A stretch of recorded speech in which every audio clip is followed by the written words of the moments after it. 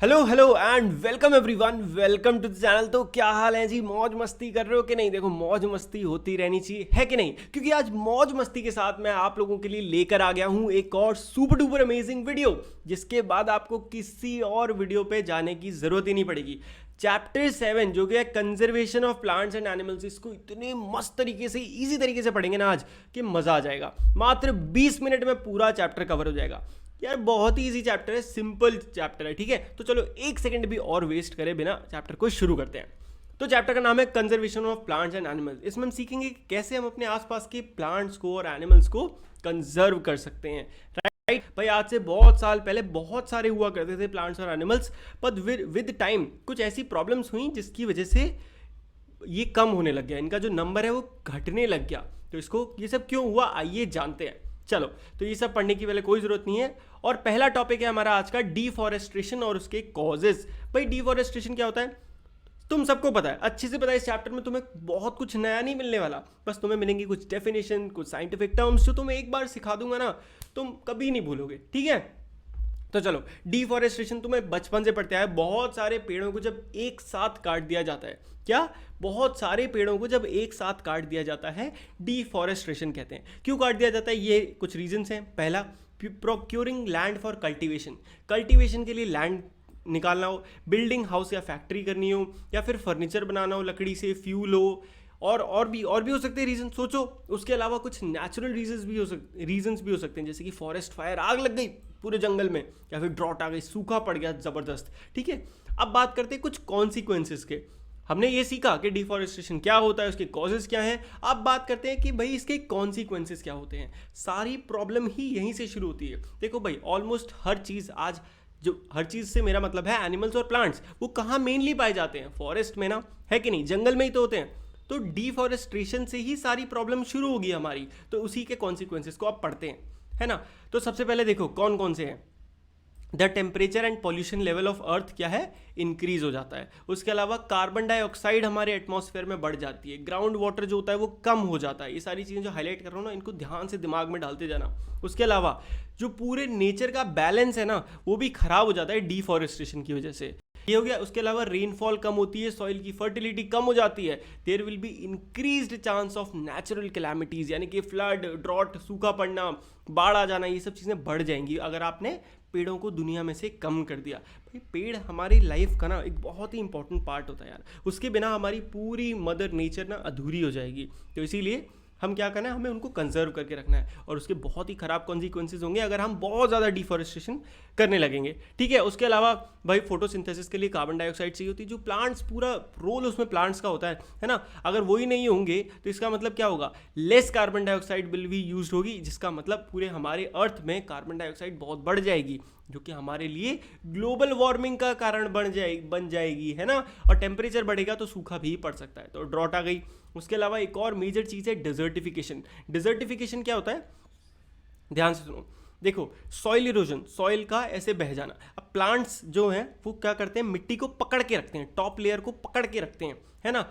अब ये soil less humus होती है, लेस फर्टाइल होती है। कौन सी की बात कर रहे हैं? जब जो टॉप की मिट्टी है वो तो अगर बह जाएगी, और जो नीचे की मिट्टी है जो कि लेस फर्टाइल है वो ऊपर आ जाएगी, जिसकी वजह से क्या होने लग जाएगा? डेजर्ट बनने लग जाएंगे। क्यों? देखो अभी समझाता हूँ ड्राइंग बना के तुम्हारे लिए। ये देखो, ये अर्थ की सबसे टॉप लेयर है, यहाँ पे प्लांट्स हुआ करते थे, है ना? अब प्लांट्स तुमने काट दिए, कट कट कट। अब क्या बचा? नीचे यहाँ पत्थर हुआ करते थे, तो प्लांट्स काट दिए, तो अब ये मिट्टी ऐसी है, कभी गलती से इस पर पानी आया, बारिश आई, ये पूरी मिट्टी बह गई। अंदर क्या बचे? रेता पत्थर, ये सब बचा। अब रेता पत्थर पे थोड़ी तुम्हारे प्लांट्स लगेंगे, तो क्या हुआ? धीरे धीरे वो पूरा एरिया सूखा पड़ जाएगा और वहाँ पे ड्रॉट आ जाएगी। अब आया समझ में? चलो शाबाश, वेरी गुड। देखो है ही बहुत सिंपल चैप्टर, कुछ है ही नहीं ज़्यादा। अब हम आगे देखते हैं और नई नई चीज़ों के बारे में सीखते हैं, जैसे कि conservation of forest and wild life, है ना? अब वो फॉरेस्ट और उसकी जो वाइल्ड लाइफ है, यानी कि वहाँ पे रहने वाले प्लांट्स हैं, पौधे हैं, उनको हमें कंजर्व करना है। कंजर्व क्यों करना है? अभी हमने सीखा कि जो हमारे फॉरेस्ट हैं वो डिफॉरेस्टेशन की वजह से काट दिए जाते हैं, तो उनके साथ क्या खत्म हो जाता है? वहाँ पे खत्म होती है उनकी वाइल्ड लाइफ। जो वहाँ रहने वाले प्लांट्स थे वो कट जाते हैं, जो एनिमल थे बेचारे मारे जाते हैं। इसकी वजह से हमें क्या करना पड़ता है?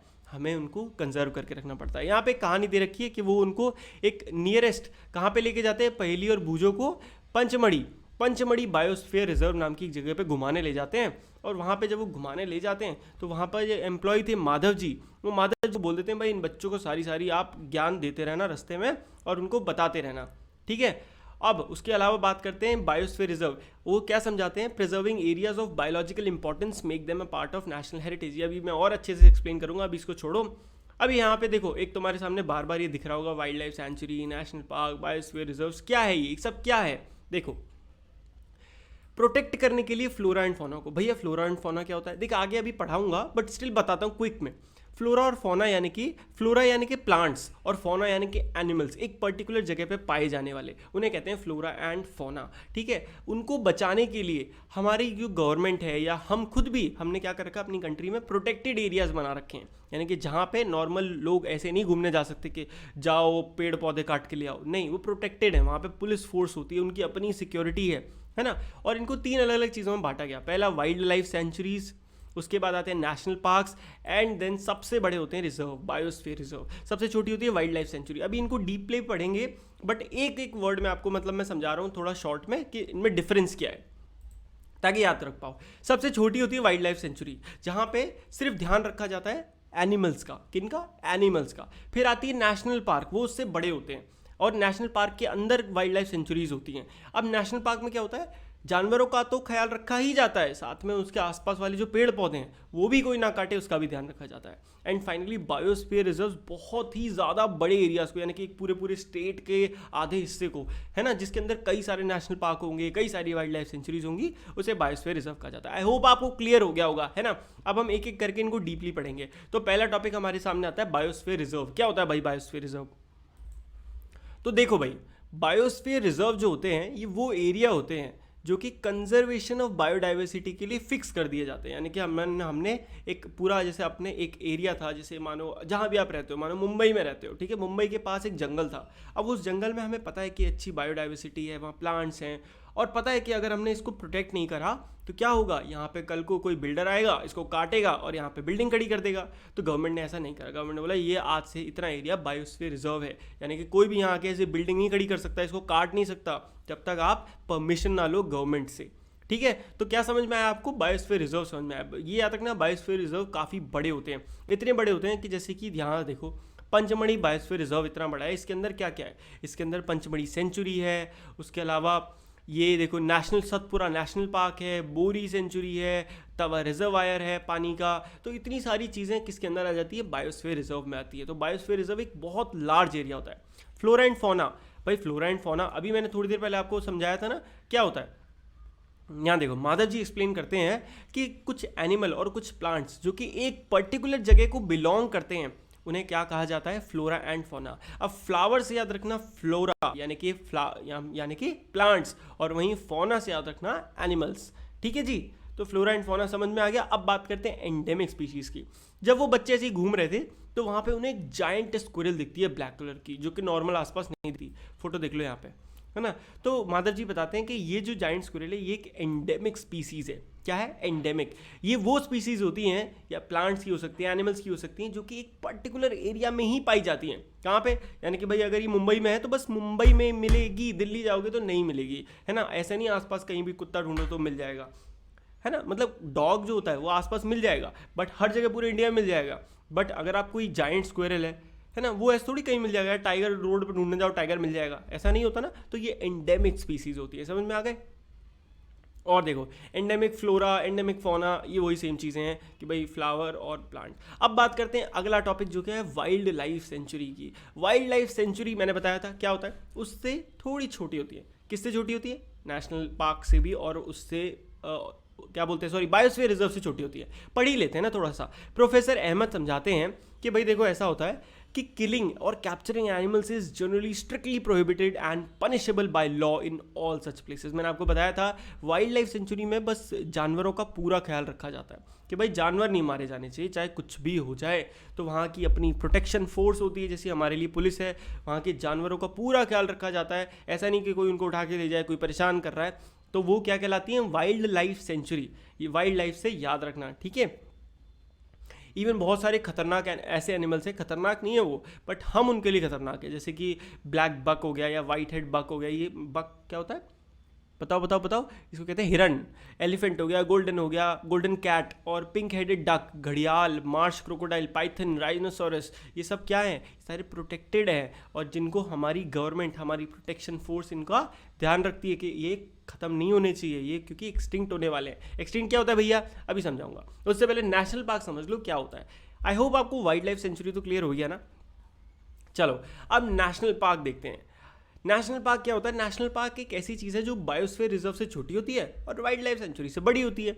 ये क्या होता है, यहाँ पे आप इन्होंने ढंग से नहीं दिया, मैं आपको समझा रहा हूँ, ध्यान से समझना। होता क्या है, यहाँ पे जो एनिमल्स जिस हैबिटेट में रह रहे हैं उन्हें उसी हैबिटेट में बचा के रखा जाता है।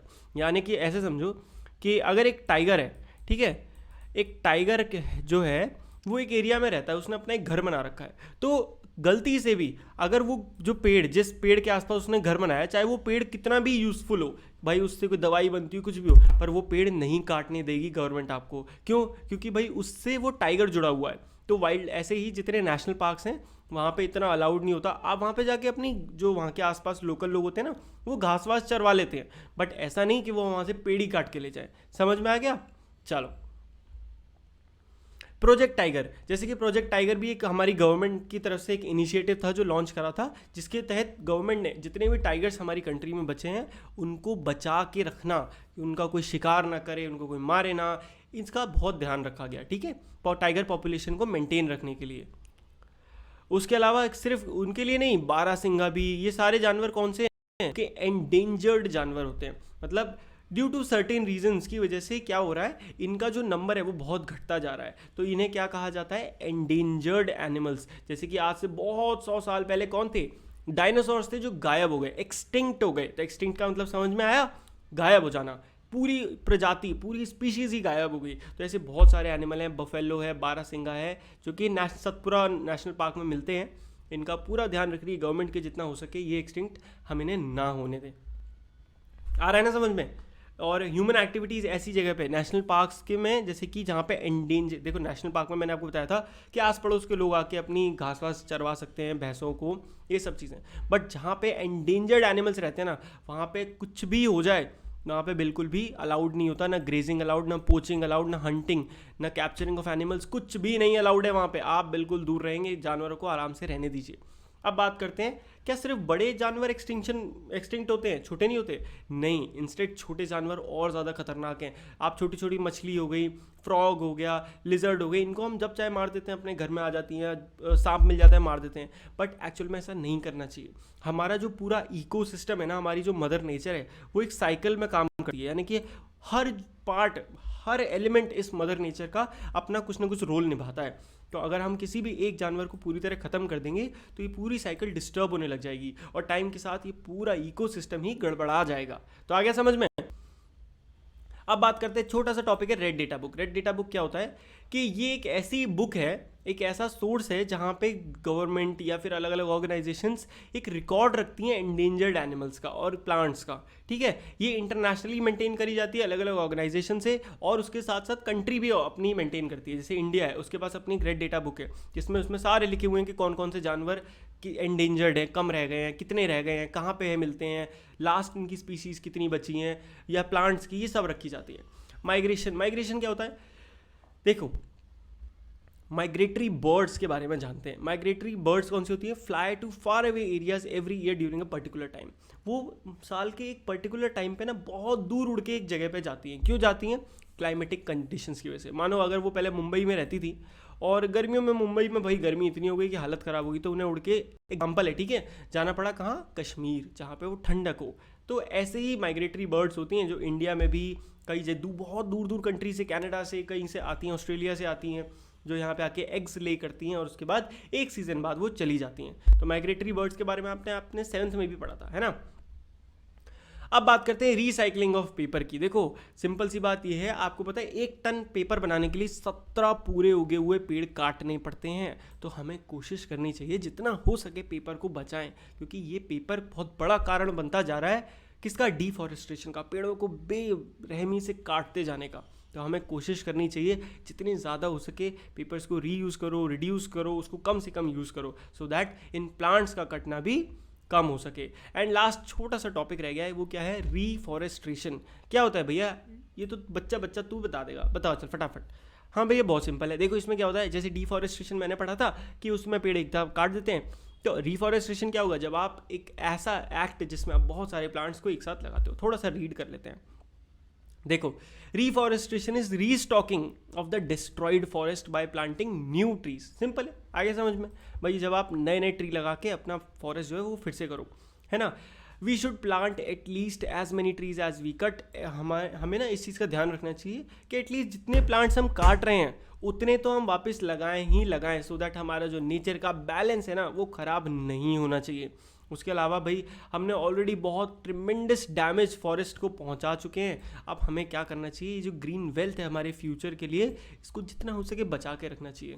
वरना क्या होगा, आने वाली जो जनरेशन है हमारी, हमारे बच्चे होंगे, आपके बच्चे होंगे यार, क्यों नहीं होंगे, उसमें बहुत सारी प्रॉब्लम्स हो जाएंगी, उन्हें बहुत सारी चीज़ें देखने को ही नहीं मिलेंगी। मे भी सोचो आपकी जो आने वाली जनरेशन हो हमारी, उनको टाइगर तक ना देखने को मिले।